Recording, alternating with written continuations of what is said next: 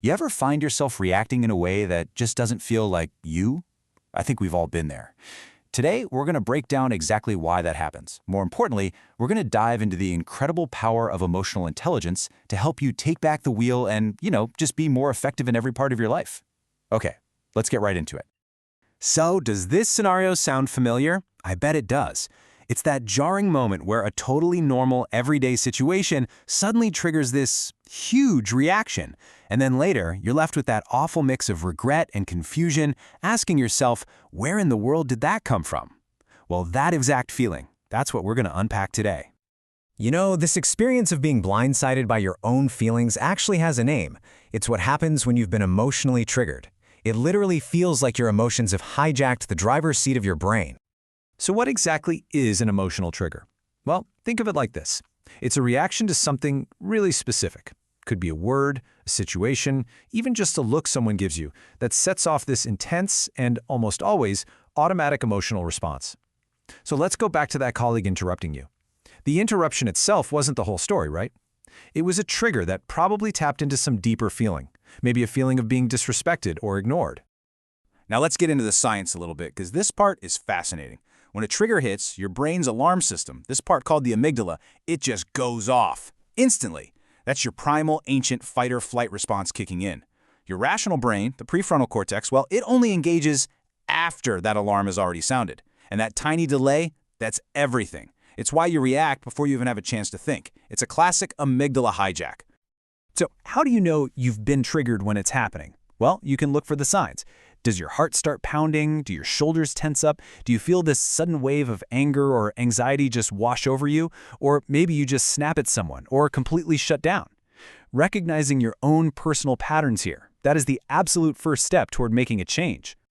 Okay, so we get the problem. We get hijacked by our triggers. So, what's the solution? Well, it turns out it lies in developing a totally different kind of intelligence, one that's absolutely crucial for, well, pretty much everything in life.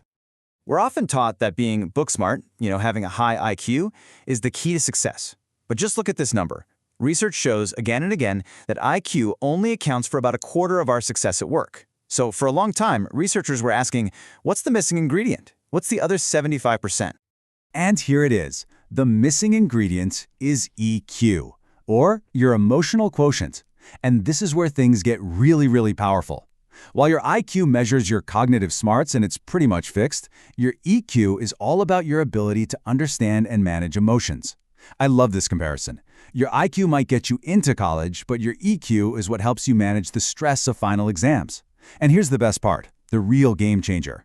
Unlike IQ, your EQ is not fixed. It can be learned, and it can be improved, big time. So if this is a skill we can actually learn, what's it made of? Well, emotional intelligence is really built on 4 core pillars. Let's break them down one by one. It all starts right here, with the foundation, self-awareness. This is about looking inward and just being honest with yourself. It's the ability to recognize your own emotions as they're happening and to really understand how they're messing with your thoughts and your actions. It means knowing your strengths, your weaknesses, and, your triggers. Next, we build on that awareness with self-management. So once you're aware of an emotion, the next big question is, what are you going to do about it? This is all about taking back control from those impulsive, knee-jerk reactions. It's the difference between being a slave to your feelings and actually learning how to guide them in healthy, constructive ways. The third pillar takes our focus and turns it outward. Social awareness is really all about empathy. It's the ability to pick up on the emotional cues in other people, to understand what they need, and to try and see things from their perspective. It's about being able to read the room. And finally, we have relationship management. This is where all the other skills really come together. It's about using your awareness of yourself and your awareness of others to build strong relationships, to communicate clearly, and to navigate that tricky thing we call conflict.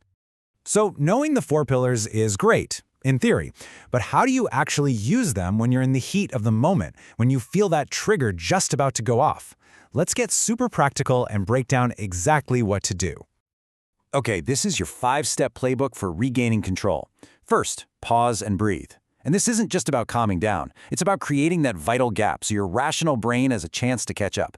Second, label the emotion. Fun fact, research shows that simply naming it, saying to yourself, I am feeling angry, Actually dials down its intensity in your brain. Third, challenge your thoughts. Ask yourself, is this story I'm telling myself actually true, or am I just assuming the worst? Fourth, redirect your focus, even for just a minute. Look out the window, think about something else.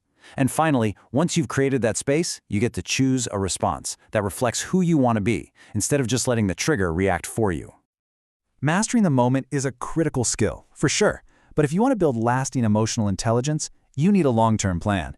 It's all about turning these practices into second nature.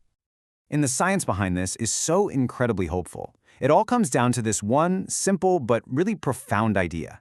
Neurons that fire together wire together. This is the core of neuroplasticity, your brain's amazing ability to change. Every single time you practice a new, more emotionally intelligent response, you are literally rewiring your brain. You're strengthening that new pathway, making it easier and more automatic for next time. The takeaway here is huge. You can change. So, let's build your personal plan. It's pretty straightforward. First, identify your common triggers. What consistently sets you off? Be honest. Second, get curious about where they come from. Third, make a list of coping strategies you can use in the moment. Deep breathing, walking away, calling a friend. Fourth, know who's in your corner. A mentor, a coach, a therapist. And finally, and this is the most crucial step, practice and reflect. After a triggering event happens, don't just forget about it. Ask yourself, what worked? What could I do differently next time? This is where the real growth happens. At the end of the day, it all comes down to this. Mastering your emotions isn't about being perfect. It's about practice. It all starts with one single choice. So my question for you is, what's one trigger, just one situation, where you will consciously choose to pause and respond differently this week? That one small decision, that's the first step toward huge, lasting change.